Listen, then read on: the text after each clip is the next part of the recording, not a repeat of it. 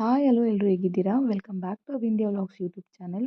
ವಿಷ್ಣುವು ಗರುಡ ವಾಹನದ ಮೇಲೆ ಮುಕ್ಕೋಟಿ ದೇವತೆಗಳೊಂದಿಗೆ ಭೂಲೋಕಕ್ಕೆ ಬಂದು ಭಕ್ತರಿಗೆ ದರ್ಶನ ನೀಡುವಂತಹ ದಿನ ಅದೇ ಮುಕ್ಕೋಟಿ ಏಕಾದಶಿ ಅಥವಾ ವೈಕುಂಠ ಏಕಾದಶಿ. ಈ ವೈಕುಂಠ ಏಕಾದಶಿಯನ್ನು ಮನೆಯಲ್ಲಿ ಸರಳವಾಗಿ ಯಾವ ರೀತಿ ಆಚರಣೆ ಮಾಡಬೇಕು ಅನ್ನೋದನ್ನು ಇವತ್ತಿನ ವಿಡಿಯೋದಲ್ಲಿ ತಿಳಿಸ್ಕೊಡ್ತೀನಿ. ವಿಡಿಯೋ ಸ್ಟಾರ್ಟ್ ಮಾಡೋಕ್ಕೂ ಮುಂಚೆ ಒಂದು ಮಾತು, ಇದು ಹೊಸ ಯೂಟ್ಯೂಬ್ ಚಾನೆಲ್. ಎಲ್ಲರೂ ಸಬ್ಸ್ಕ್ರೈಬ್ ಮಾಡ್ಕೊಳ್ಳದೆ ವಿಡಿಯೋ ನೋಡ್ತಿರ್ತೀರಾ ಅಂತ ಗೊತ್ತು.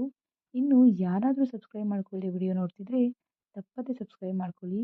ಲಾಸ್ಟ್ ವಿಡಿಯೋದಲ್ಲಿ ತಿಳಿಸ್ಕೊಟ್ಟಿರೋ ಹಾಗೆ ಈ ವರ್ಷದ ಪುಷ್ಯ ಮಾಸದ ಶುಕ್ಲ ಪಕ್ಷದ ಏಕಾದಶಿ ಜನವರಿ 9 ಅಂದರೆ ಗುರುವಾರದಂದು ಮಧ್ಯಾಹ್ನ 12:22 ಪ್ರಾರಂಭ ಆಗುತ್ತೆ. ಹಾಗಾಗಿ ನಾವು ಅಂದಿನ ದಿನದಿಂದಲೇ ಉಪವಾಸ ಇರಬೇಕಾಗುತ್ತೆ. 12:22 ಊಟವನ್ನು ಮುಗಿಸ್ಕೊಳ್ಳಿ. ಗುರುವಾರದ ಮಧ್ಯಾಹ್ನದಿಂದಲೇ ಉಪವಾಸ ಆಚರಣೆ ಮಾಡಬೇಕು. ಹಾಲು, ಹಣ್ಣು, ಪಾನಕ, ಜ್ಯೂಸ್ ಈ ಥರದ ಸಾತ್ವಿಕ ಆಹಾರವನ್ನಷ್ಟೇ ಸೇವನೆ ಮಾಡಬೇಕು. ಈ ದಿನ ಉಪವಾಸವಿದ್ದು ಮಾಡುವ ಪೂಜೆಯು ಸಾವಿರಾರು ವರ್ಷಗಳ ತಪಸ್ಸಿನ ಫಲವನ್ನು ನೀಡುತ್ತೆ. ಈ ವೈಕುಂಠ ಏಕಾದಶಿ ತುಂಬಾ ವಿಶೇಷವಾದಂತಹ ದಿನ. ಈ ಏಕಾದಶಿಯ ದಿನ ಎಲ್ಲರೂ ಉಪವಾಸ ಇರೋದಕ್ಕೆ ಟ್ರೈ ಮಾಡಿ, ತುಂಬಾ ಒಳ್ಳೆಯದು. ಗುರುವಾರನೇ ಏಕಾದಶಿ ಪ್ರಾರಂಭ ಆಗಿರೋದ್ರಿಂದ ಅವತ್ತಿನ ದಿನದಿಂದಲೇ ಅಕ್ಕಿಯಿಂದ ಮಾಡಿದ ಯಾವ ಅಡುಗೆಯನ್ನು ಸಹ ತಿನ್ನಬಾರ್ದು. ಹಾಗೆ ಮನೆಯಲ್ಲಿ ಸಹ ಅನ್ನವನ್ನು ಮಾಡಬಾರ್ದು. ಉಪವಾಸ ಇರೋರು ಸಾತ್ವಿಕ ಆಹಾರವನ್ನಷ್ಟೇ ಸೇವನೆ ಮಾಡಬೇಕು. ಮನೆಯಲ್ಲಿ ವಯಸ್ಸಾಗಿರೋರು ಇರ್ತಾರೆ, ಚಿಕ್ಕ ಮಕ್ಕಳಿರ್ತಾರೆ, ಅಂಥವರು ಉಪವಾಸ ಇರೋದೇನು ಬೇಡ. ಅಂಥವರು ಅನ್ನ ತಿನ್ನೋಕೆ ಹೋಗಬೇಡಿ. ಚಪಾತಿ, ಮುದ್ದೆ, ಗೋಧಿ ರವೆ ಉಪ್ಪಿಟ್ಟು ಈ ಥರದ ಅಡುಗೆ ಮಾಡ್ಕೊಂಡು ತಿನ್ಬೋದು. ನಾವು ವೈಕುಂಠ ಏಕಾದಶಿ ಆಚರಣೆಯನ್ನು 10ನೇ ತಾರೀಕು ಶುಕ್ರವಾರ ಆಚರಣೆ ಮಾಡಬೇಕು. ಧನುರ್ಮಾಸ ಪೂಜೆ ಆಗಿರೋದ್ರಿಂದ ಬೆಳಗ್ಗೆ 6 ಗಂಟೆ ಒಳಗೆ ಪೂಜೆ ಮಾಡಿಕೊಳ್ಬೇಕು. ಧನುರ್ಮಾಸ ಪೂಜೆ ಮಾಡದೇ ಇರೋರು ಸಾಧ್ಯವಾಗದಿದ್ದರೆ ರಾಹುಕಾಲ ಬೆಳಗ್ಗೆ 11:02 ಮಧ್ಯಾಹ್ನ 12:27 ಇರುತ್ತೆ. ಈ ರಾಹುಕಾಲ ಹೊರತುಪಡಿಸಿ ಬೇರೆ ಸಮಯದಲ್ಲಿ ಪೂಜೆಯನ್ನು ಮಾಡ್ಕೊಳ್ಬೋದು. ಗುರುವಾರ ರಾತ್ರಿ ಮನೆಯೆಲ್ಲ ಸ್ವಚ್ಛಗೊಳಿಸಿ ಮಲ್ಕೊಳ್ಳಿ. ಮನೆ ಮುಂದೆ ಜಾಗ ಇದ್ದವರು ಸಗಣಿ ನೀರು ಹಾಕಿ ರಂಗೋಲಿಯನ್ನು ಹಾಕ್ಕೊಳ್ಬೇಕು. ಬೆಳಗ್ಗೆ ಶುಕ್ರವಾರ ಬೇಗ ಎದ್ದು ಗಂಗಾಜಲವನ್ನು ನೀರಿಗೆ ಸೇರಿಸಿ ಮನೆಯೆಲ್ಲ ಸ್ವಚ್ಛಗೊಳಿಸಿ. ಸಾಧ್ಯವಾದರೆ ಸ್ನಾನದ ನೀರಿಗೆ ಸ್ವಲ್ಪ ಗಂಗಾಜಲವನ್ನು ಸೇರಿಸಿ ಸ್ನಾನ ಮಾಡ್ಕೊಳ್ಳೋದು ಉತ್ತಮ. ನಂತರ ಹೊಸ್ತಿಲು, ತುಳಸಿ ಕಟ್ಟೆ ಎಲ್ಲವನ್ನು ಶುಭ್ರಗೊಳಿಸಿ. ವೈಕುಂಠ ಏಕಾದಶಿ ದಿನ ತುಳಸಿ ಪೂಜೆಗೆ ಹೆಚ್ಚಿನ ಪ್ರಾಮುಖ್ಯತೆಯನ್ನು ಕೊಡಬೇಕು. ತುಳಸಿ ಕಟ್ಟೆಗೆ ಗಂಧ, ಅರಿಶಿನ, ಕುಂಕುಮ ನೈವೇದ್ಯವನ್ನು ಇಟ್ಟು ಪೂಜೆಯನ್ನು ಮಾಡಿಕೊಳ್ಬೇಕು. ಸರಳವಾಗಿ ಮನೆಯಲ್ಲಿ ಹೇಗೆ ವೈಕುಂಠ ಏಕಾದಶಿಯನ್ನು ಆಚರಣೆ ಮಾಡಬೇಕು ಅಂತ ತಿಳಿಸ್ಕೊಡ್ತೀನಿ. ಮೊದಲಿಗೆ ವಿಷ್ಣುವಿಗೆ ತುಂಬಾ ಪ್ರಿಯವಾದದ್ದು ಹಳದಿ ಬಣ್ಣ. ಹಳದಿ ವಸ್ತ್ರ ಇದ್ದರೆ ಹಳದಿ ವಸ್ತ್ರವನ್ನು ಹಾಕಿ ನಂತರ ಪೀಠವನ್ನು ರೆಡಿ ಮಾಡ್ಕೊಳ್ಬೇಕು. ವಸ್ತ್ರವನ್ನು ದೇವರ ಮನೆಗೆ ಬಳಸಿದ ಮೇಲೆ ಬೇರೆ ಕೆಲಸಕ್ಕೆ ಬಳಸಬಾರ್ದು. ಮತ್ತದೇ ಆ ವಸ್ತ್ರವನ್ನು ಪೂಜೆಗೂ ಸಹ ಬಳಸಬಾರ್ದು. ಈ ವಸ್ತ್ರ ಎಲ್ಲ ಲಕ್ಷ್ಮೀ ಹಬ್ಬ, ವಿಶೇಷ ಪೂಜೆಗಳಿಗೆ ಬಳಸ್ಕೊತೀನಿ ಅಷ್ಟೇ. ದೇವರ ಮನೆಯಲ್ಲಿ ಬಳಸುವಂಥ ವಸ್ತ್ರ ಆಗಿರ್ಬೋದು, ನೈವೇದ್ಯ ಇಡುವಂಥ ಬೌಲ್ಗಳಾಗಿರ್ಬೋದು, ಪ್ಲೇಟ್ಗಳಾಗಿರ್ಬೋದು, ದೇವರ ಮನೆ ಕೆಲಸಕ್ಕೆ ಸಪ್ರೇಟ್ ಇಟ್ಕೊಳ್ಬೇಕು. ಪೀಠದ ಮೇಲೆ ಶಂಖ, ಚಕ್ರ, ಪದ್ಮ ರಂಗೋಲಿಗಳನ್ನು ಹಾಕ್ಕೊಳ್ಬೇಕು. ಇನ್ನೊಂದು ವಿಷಯ, ರಂಗೋಲಿಯನ್ನು ಅಕ್ಕಿ ಹಿಟ್ಟಿನಿಂದ ರಂಗೋಲಿಯನ್ನು ಹಾಕ್ಕೊಳ್ಬೇಕು. ಪೀಠ ಸಿಲ್ವರ್ ಕಲರ್ ಇರೋದ್ರಿಂದ ರಂಗೋಲಿ ನೀಟಾಗಿ ಕಾಣಿಸ್ತಿಲ್ಲ. ಶಂಖ, ಚಕ್ರ, ಪದ್ಮ ರಂಗೋಲಿ ಹೇಗೆ ಹಾಕ್ಕೊಳ್ಳೋದು ಅಂತ ಗೊತ್ತಿಲ್ಲ ಅಂದರೆ ಕಮೆಂಟ್ ಮಾಡಿ ತಿಳಿಸಿ, ವಿಡಿಯೋ ಶೇರ್ ಮಾಡ್ತೀನಿ. ವೆಂಕಟೇಶ್ವರನ ಫೋಟೋ ಇಟ್ಕೊಂಡಿದ್ದೀನಿ. ವಿಷ್ಣುವಿಗೆ ಪ್ರಿಯವಾದ ತುಳಸಿ ಹಾರ ಅಥವಾ ಹಳದಿ ಬಣ್ಣದ ಹೂಗಳಿಂದ ಅಲಂಕಾರವನ್ನು ಮಾಡಿಕೊಳ್ಬೇಕು. ವೆಂಕಟೇಶ್ವರ ಮತ್ತು ಲಕ್ಷ್ಮೀ ವಿಗ್ರಹ ಇದ್ದವರು ಶುಭ್ರ ನೀರು, ಹಾಲು, ತುಪ್ಪ, ಜೇನುತುಪ್ಪ, ಎಳನೀರು, ಸಕ್ಕರೆ ಇದರಿಂದ ಅಭಿಷೇಕವನ್ನು ಮಾಡಿಕೊಂಡು ನಂತರ ಹೂವಿನಿಂದ ಅಲಂಕಾರವನ್ನು ಮಾಡಿಕೊಳ್ಬೇಕು. ಪೂಜೆಯನ್ನು ವೆಂಕಟೇಶ್ವರನ ಒಕ್ಕಲು ಇದ್ದವರು ಶನಿವಾರದ ದಿನ ಮುಡುಪು ಹಾಕಿರ್ತೀರ. ವೈಕುಂಠ ಏಕಾದಶಿಯ ದಿನ ಆ ಹುಂಡಿಗೆ ವಿಶೇಷ ಪೂಜೆಯನ್ನು ಮಾಡಿಕೊಳ್ಬೇಕು. ಏಕಾರತಿಯಿಂದ ಅಥವಾ ಗಂಧದ ಕಡ್ಡಿಯಿಂದ ಧೂಪಗಳನ್ನು ಹಚ್ಕೊಳ್ಬೇಕು. ನಾವು ಯಾವುದೇ ಪೂಜೆ ಮಾಡಿದ್ರೂ ಮೊದಲಿಗೆ ಗಣೇಶನ ಪೂಜೆ ಮಾಡೋದು ಮರಿಬಾರ್ದು. ಬ್ರಾಹ್ಮಿ ಮುಹೂರ್ತದಲ್ಲಿ ಪೂಜೆಯನ್ನು ಮಾಡೋದ್ರಿಂದ ಇಂದಿನ ದಿನವೇ ಗರಿಕೆಯೆಲ್ಲ ರೆಡಿ ಮಾಡಿಟ್ಕೊಂಡಿರಬೇಕು. ಗಣೇಶನಿಗೆ ಗರಿಕೆಯನ್ನು ಅರ್ಪಿಸಿ ಗಂಧದ ಕಡ್ಡಿಯಿಂದ ಬೆಳಗಬೇಕು.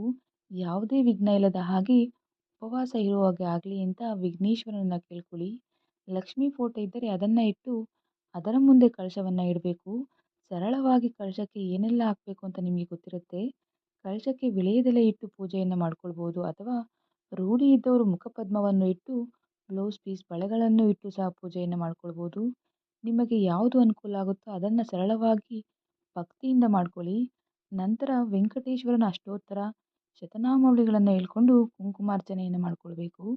ಸ್ವಲ್ಪ ಸ್ವಲ್ಪ ಹಾಕ್ಕೊಂಡು ಕುಂಕುಮಾರ್ಚನೆಯನ್ನು ಮಾಡಿಕೊಳ್ಬೇಕು. ಆ ಕುಂಕುಮವನ್ನು ಒಂದು ಬಾಕ್ಸ್ನಲ್ಲಿ ಶೇಖರಣೆ ಮಾಡಿಕೊಂಡು ಡೈಲಿ ಹಣೆಗೆ ಹಚ್ಕೊಳ್ಳೋದ್ರಿಂದ ತುಂಬಾ ಒಳ್ಳೆಯದಾಗುತ್ತೆ. ಹಾಗೆ ಪೂಜೆಯ ನಂತರ ಮನೆಯವರಿಗೆ ಕುಂಕುಮವನ್ನು ಹಚ್ಕೊಳ್ಳೋಕೆ ಹೇಳಿ. ಆ ನಂತರ ಧೂಪವನ್ನು ತೂರಬೇಕು. ತೆಂಗಿನಕಾಯಿಯನ್ನು ಗಂಧದ ಕಡ್ಡಿಗೆ ತೂರಿ ತೆಂಗಿನಕಾಯಿಯನ್ನು ಒಡೆದು ನೈವೇದ್ಯ ಮಾಡಿಕೊಳ್ಬೇಕು. ತೆಂಗಿನಕಾಯಿಯ ತೀರ್ಥವನ್ನು ಪೂಜೆಯ ನಂತರ ಮನೆಯವರೆಲ್ಲ ತಗೊಳ್ಬೇಕು. ಹಾಗೆ ಮನೆಗೆಲ್ಲ ಪ್ರೋಕ್ಷಣೆ ಮಾಡಿಕೊಳ್ಬೇಕು. ಮಿಕ್ಕಿರುವಂಥ ತೀರ್ಥವನ್ನು ನಿಮ್ಮ ಮನೆಗಳಲ್ಲಿ ನೀರನ್ನು ಶೇಖರಣೆ ಮಾಡುವಂಥ ಸಂಪುಗಳಿಗೆ ಹಾಕಿ ನಿಮ್ಮ ಗಾಡಿ ಆಗಿರ್ಬೋದು, ಕಾರ್ ಆಗಿರ್ಬೋದು ಎಲ್ಲದಕ್ಕೂ ಪ್ರೋಕ್ಷಣೆ ಮಾಡ್ಕೋಬೇಕು. ಕೆಲವರು ಧನುರ್ಮಾಸ ಅಲ್ವಾ, ಅಕ್ಕಿ ಅಥವಾ ಹೆಸರು ಬೇಳೆಯಿಂದ ಮಾಡಿದ ಹುಗ್ಗಿ ಮಾಡಿದ್ರೆ ಒಳ್ಳೆಯದು ಅಂತ ನೈವೇದ್ಯಕ್ಕೆ ಹುಗ್ಗಿ ಮಾಡಿರ್ತಾರೆ. ಆದರೆ ಈ ವೈಕುಂಠ ಏಕಾದಶಿಯಲ್ಲಿ ಮುರನು ಅನ್ನದಲ್ಲಿ ಅಡಗಿಸಿಕೊಂಡಿರುತ್ತಾನಾದ್ರಿಂದ ಈ ದಿನ ಅನ್ನವನ್ನು ತಿನ್ನಬಾರ್ದು. ನೈವೇದ್ಯಕ್ಕೆ ಹಾಲು ಹಣ್ಣು ಪಾನಕವನ್ನು ಇಟ್ಟು ನೈವೇದ್ಯ ಮಾಡಿಕೊಳ್ಬೇಕು. ನಂತರ ಮಹಾಮಂಗಳಾರತಿಯನ್ನು ಮಾಡಿಕೊಳ್ಬೇಕು. ಈ ವೈಕುಂಠ ಏಕಾದಶಿಯ ದಿನ ಇನ್ನೊಂದು ವಿಶೇಷ ಅಂದರೆ ಅಕ್ಕಿ ಹಿಟ್ಟಿನಿಂದ ಮಾಡಿರುವಂಥ ದೀಪಾರಾಧನೆ. ಅಕ್ಕಿ ಹಿಟ್ಟು ಅಂಗಡಿಗಳಲ್ಲಿ ಸಿಗುತ್ತೆ. ಅದಕ್ಕೆ ಪೂಜೆಗೆ ಅಂದಮೇಲೆ ಮನೆಯಲ್ಲಿ ಅಕ್ಕಿ ಹಿಟ್ಟು ರೆಡಿ ಮಾಡಿಕೊಂಡ್ರೆ ಒಳ್ಳೆಯದು. ಸ್ವಲ್ಪ ಅಕ್ಕಿ ಹಿಟ್ಟು, ಅದಕ್ಕೆ ಸ್ವಲ್ಪ ಬೆಲ್ಲವನ್ನು ಸೇರಿಸ್ಕೊಳ್ಬೇಕು. ಅದಕ್ಕೆ ತುಪ್ಪ, ನಂತರ ಸ್ವಲ್ಪ ಸ್ವಲ್ಪ ಹಸಿ ಹಾಲನ್ನು ಹಾಕ್ಕೊಂಡು ಗಟ್ಟಿಯಾಗಿ ಕಲಿಸ್ಕೊಳ್ಳಿ. ಬೆಲ್ಲ ಹಾಕಿರೋದ್ರಿಂದ ಸ್ವಲ್ಪ ಸಮಯದ ನಂತರ ಅದು ನೀರು ಬಿಟ್ಕೊಂಡ್ಬಿಡುತ್ತೆ. ಸ್ವಲ್ಪ ಗಟ್ಟಿಯಾಗಿ ಕಲಿಸ್ಕೊಂಡ್ರೆ ಸಾಕು. ನಾನಿಲ್ಲಿ 2 ಅಕ್ಕಿ ಹಿಟ್ಟಿನ ದೀಪಗಳನ್ನು ಮಾಡ್ಕೊಂಡಿದ್ದೀನಿ. ನೀವು 5, 9 ಅಕ್ಕಿ ಹಿಟ್ಟಿನ ದೀಪಗಳನ್ನು ಮಾಡ್ಕೊಳ್ಬೋದು. ನೋಡಿ, ಈ ಥರ ದೀಪ ಮಾಡ್ಕೊಳ್ಳಿ.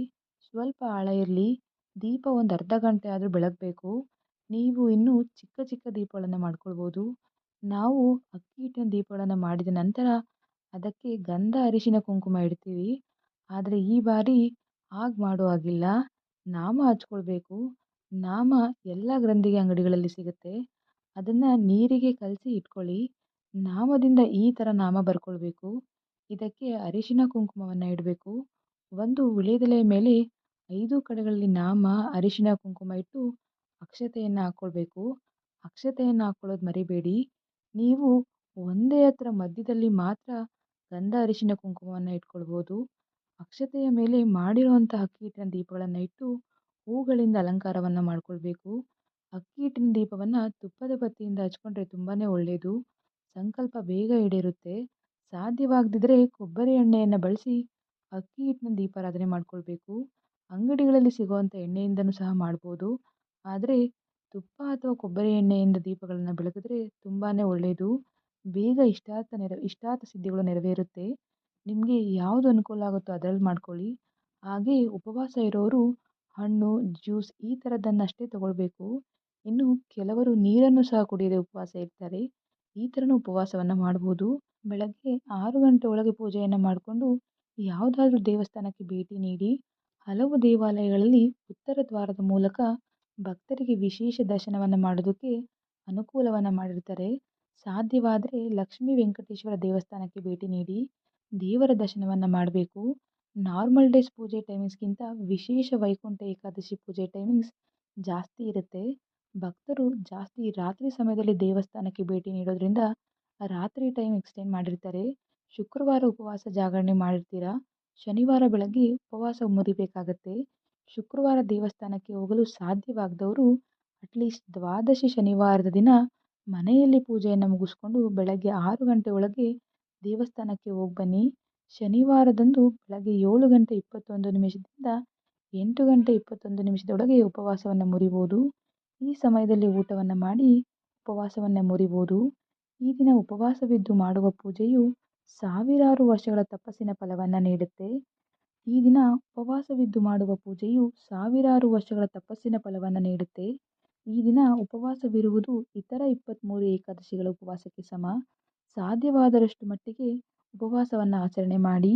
ವೈಕುಂಠ ಏಕಾದಶಿಯಂದು ಉಪವಾಸವಿದ್ದು ವಿಷ್ಣುವನ್ನು ಪೂಜಿಸೋದ್ರಿಂದ ಎಲ್ಲ ಕಷ್ಟಗಳು ಪರಿಹಾರ ಆಗುತ್ತೆ. ಇದು ಇವತ್ತಿನ ವಿಡಿಯೋ ಆಗಿತ್ತು.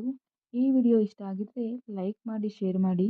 ನಿಮ್ಮ ಅನಿಸಿಕೆ ಅಭಿಪ್ರಾಯಗಳನ್ನು ಕಮೆಂಟ್ ಮಾಡಿ ತಿಳಿಸಿ. Thank you so much.